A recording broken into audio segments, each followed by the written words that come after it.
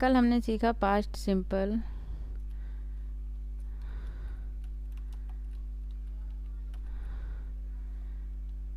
Past simple tense,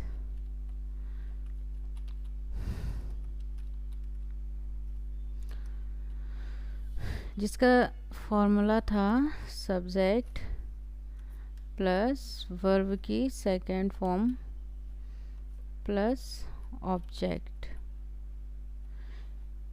इसके सारे ही जितने भी सेंटेंस हमने सीखे वो सिंपल कैटेगरी में बन रहे थे। जैसे कि मैं बाज़ार गई, आई वेंट टू मार्केट, मैंने शॉपिंग की, I did shopping there, I purchased usable thing there, then I came to home by hired auto rickshaw, तो एक ऑटो रिक्शा लेकर मैं घर आ गई। तो जो भी हम अपनी स्टोरी बता रहे हैं, पास्ट में जो कुछ भी हुआ, तो उसे बताने के लिए हमें पास्ट सिंपल टेंस का यूज़ किया और सारे ही सेंटेंस सिंपल कैटेगरी में बने। पर कुछ चीज़ें ऐसी भी होती हैं जो निगेटिव में बनती हैं। जैसे कि मुझे कहना है मैंने प्लास्टिक आइटम नहीं खरीदे, तो फिर कैसे बनेगा? उसका फॉर्मूला होगा सब्जेक्ट प्लस, अब इसमें लगेगा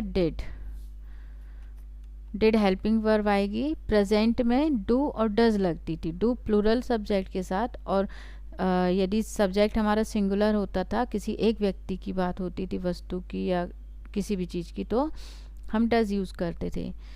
क्योंकि ये पास्ट है, वो प्रेजेंट था, तो वहाँ पे डू डज। अब पास्ट में डिड यूज़ होता है और डिड के साथ NOT नॉट।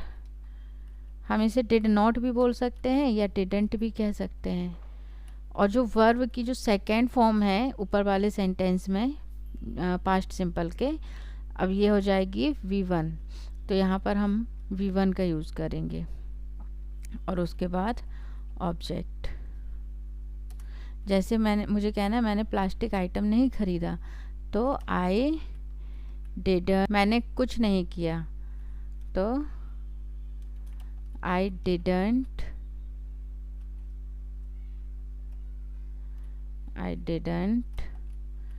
do anything।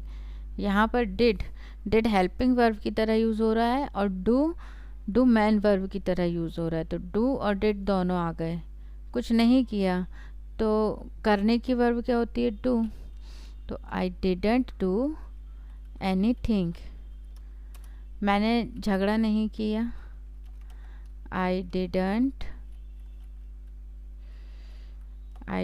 या I did not। राहुल ने झगड़ा नहीं किया, सब्जेक्ट सिंगुलर है, तो मेरा कॉल अटेंड नहीं किया, तो ही अटेंड माई कॉल। तो आप देख रहे हैं ना, यूज़ क्या है, यूज़ क्या है, हम यहाँ प्रेजेंट टाइम में हैं और पास्ट में मैं कल की ही कोई बात बता रही हूँ कि कल क्या क्या नहीं हुआ, किसी ने मेरे साथ क्या नहीं किया, या कुछ भी इस टाइप के जो सेंटेंस रहेंगे, मैंने क्या नहीं किया, तो पास्ट सिंपल के निगेटिव कैटेगरी में बनेंगे। यदि मुझे कहना है हम स्कूल गए, तो वी, अब फ़र्क देखना, वी वेंट टू स्कूल, और हम स्कूल नहीं गए, तो we did not go to school, did not go to school. तो ये क्या फ़र्क आ रहा है? यहाँ पे वेंट, गो की सेकेंड फॉर्म यूज़ हुई है और यहाँ पे गो अपने फर्स्ट फॉर्म में ही है। क्यों? क्योंकि यहाँ पर डिड आ रहा है। डिड हेल्पिंग वर्ब आई, तो जो वर्ब की जो सेकेंड फॉर्म लग रही थी वो अपनी फर्स्ट फॉर्म में ही आएगी। हम दो बार थोड़ी वर्ब की सेकेंड फॉर्म यूज़ कर सकते हैं। हमने पढ़ाई की, तो we did study, we did study. और हमने पढ़ाई नहीं की तो वी डिड नॉट, अरे did not do study, study. तो ये जो डिड है ये हेल्पिंग वर्ब है, ये जो डिड है यहाँ पर ये क्या हो गया हमारा, हेल्पिंग वर्ब है। और ये जो डू है ये मेन वर्ब की तरह काम कर रही। क्या नहीं किया हमने स्टडी नहीं की, इसलिए यहाँ पर ये डू आ रहा है। ये वर्ब नहीं है, ये हेल्पिंग वर्ब है। टेंस में हेल्पिंग वर्ब आती है ना हेल्प करने के लिए, तो डिड हेल्पिंग वर्ब की तरह काम करती है, किसमें, पास्ट सिंपल टेंस में।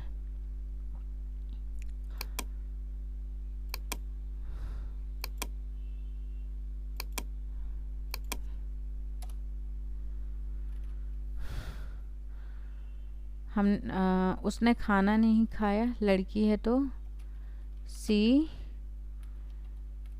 डिडंट या did not eat food.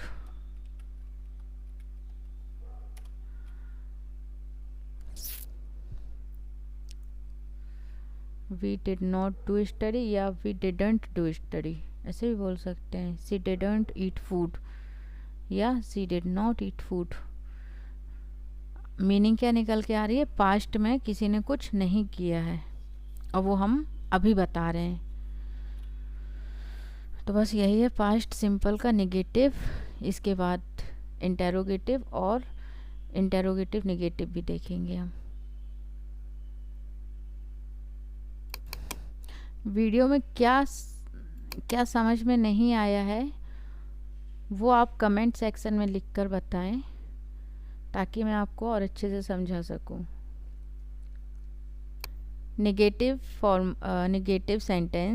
Negative sentence बनाने का फॉर्मूला हो गया ये किसका, पास्ट सिंपल टेंस में। अब यदि इसका इंटेरोगेटिव, यदि हमें क्वेश्चन करना है किसी से इसी टेंस के अंतर्गत, तो फॉर्मूला क्या हो जाएगा। क्वेश्चन के जो फॉर्मूले होते हैं वो भी दो तरीके से बन सकते हैं, यहाँ नीचे देखते हैं हम। एक तो होगा जिसमें हेल्पिंग वर्ब आके आएगी, यदि हम किसी से आंसर में सिर्फ यस नो चाहते हैं, हम नहीं चाहते कि वो ज़्यादा और कुछ डिस्क्राइब करे, सिर्फ यस नो में हमें आंसर चाहिए अपना, तो हम हेल्पिंग वर्ब डिड को आगे लेकर जाएंगे। उसके बाद जो भी सब्जेक्ट है, यू, यदि हमारे सामने कोई व्यक्ति है और उससे हम बात कर रहे हैं तो हम यू यूज़ करेंगे। किसी थर्ड पर्सन के बारे में यदि हमें क्वेश्चन करना है तो ही सी, यदि लड़का है तो ही, लड़की है तो सी, और उसके बाद वर्ब की फर्स्ट फॉर्म ही आएगी यहाँ पर, और लास्ट में क्या आ जाता है, ऑब्जेक्ट।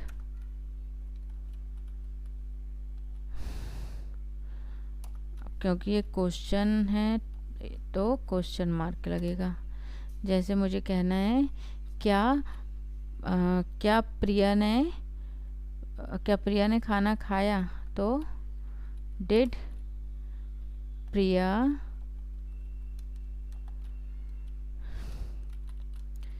Eat food. हिंदी में क्या हो गया, क्या प्रिया नाम की कोई लड़की है, मैं उसके बारे में पूछ रही हूँ, क्या उसने खाना खाया। यदि खाया है और सामने वाले को पता है तो वो क्या कह देगा, हाँ उसने खाना खाया, यस सी एट।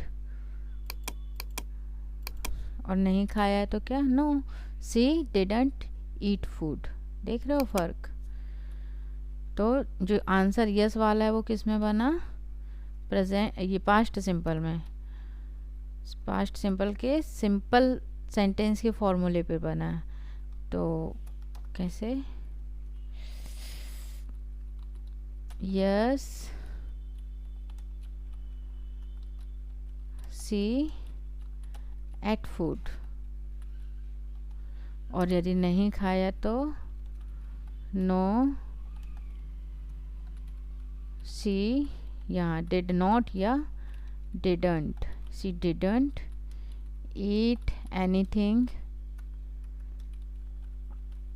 या फूड, वो कुछ जो कुछ भी है वो आंसर देने वाले को पता है तो वो अपने हिसाब से लगा देगा।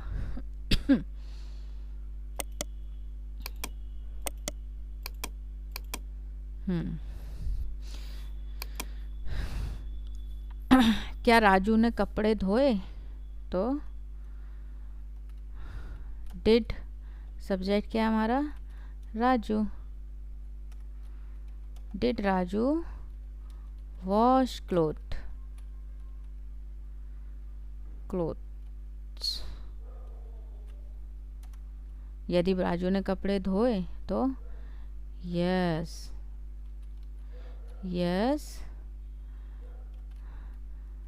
राजू। अब यस यस वाला है तो V2, yes Raju washed. Wash की सेकेंड फॉर्म क्या हो गई? Washed. Yes Raju washed cloth.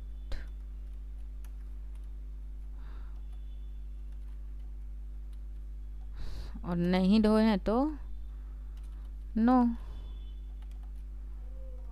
Raju didn't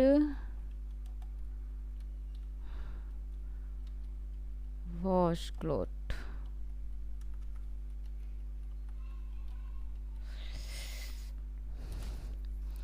तो ये क्या होगा? इंटेरोगेटिव। ये हो गया सिंपल में, और ये सिंपल ये निगेटिव में आ गया। WH वर्ड, राजू ने कितने कपड़े धोए। अब मुझे ये जानना है कि जो कपड़े धोए उनकी संख्या क्या थी, तो मैं WH वर्ड यूज़ करूँगी। कैसे? हाउ मैनी क्लोथ्स,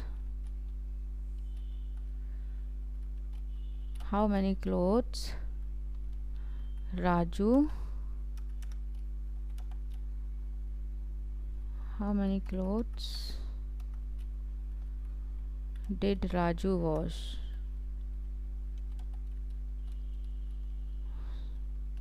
राजू ने कितने कपड़े धोए। अब सामने वाले को नंबर बताना पड़ेगा कि उसने 5 कपड़े धोए, तो he washed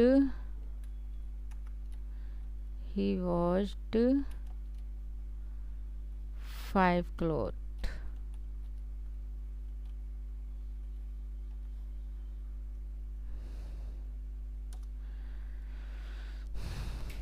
ये है पास्ट सिंपल टेंस। और हेल्पिंग वर्ब के साथ यदि WH जुड़ जाए तो वो भी एक क्वेश्चन करने का ही तरीका है ना, पर हम और डिस्क्राइब में अपना आंसर चाहते हैं। तो WH ये ध्यान में रखना है बस, कहाँ WH लगाना है कन्वर्सेशन के टाइम। V1 ही होगा।